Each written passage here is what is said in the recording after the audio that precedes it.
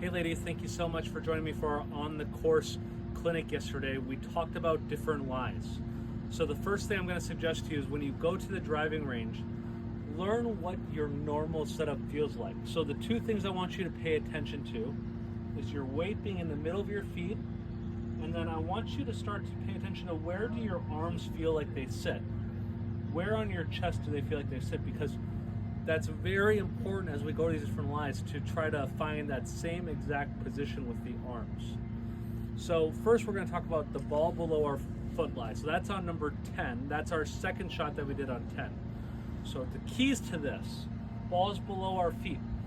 The first thing we have to do is we have to hinge over more and move our weight slightly more towards our toes. So we're going to have to find our balance slightly more towards our toes. The second thing, we do not want to reach our arms out more to get down to the golf ball. We want to keep our arms in the same place you normally have them, and we want to hinge over until we get the club down to the golf ball. Because we're in that different setup, 3/4 golf swings are going to make it much easier to make good contact. So work on your 3/4 swings and gaining confidence with them for these different types of lies. The next lie we're going to cover is the ball above our feet lie. So that would be if the ball is closer to you and above you this way. Okay, so this lie, tendencies that I see is people tend to actually now sit too far back in their heels versus still keeping their weight in their arches. So you want to find your weight in your arches. And now the next thing that I'll see people do again is they'll start to reach their arms out. So we want to keep the same position of our arms, and we might need to choke down on the club a little bit because the ball is closer to us. Okay? Most of the time what I see is people tend to sit back in their heels and then they tend to reach out to the golf ball and they start to stand too far away from that lie as well.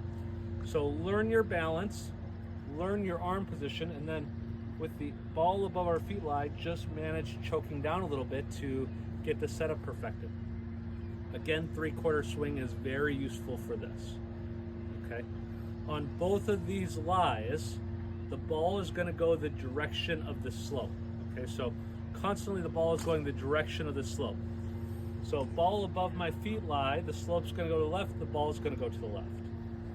Ball below my feet, the slope's going to the right, the ball is going to tend to go to the right. Okay?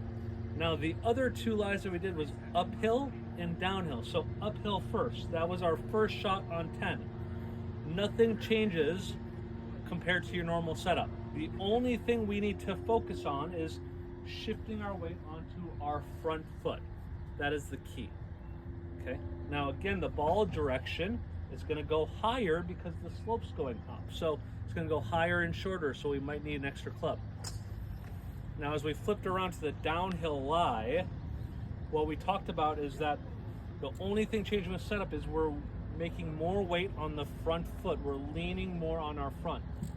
The next piece of that is in the swing, we're trying to swing the club down the slope. So I'm going to finish with the club lower to the ground and really leaning onto my front foot more than normal. Okay. Again, 3/4 swings can be very useful when you have these different lies, gals, to make it easier to get good contact.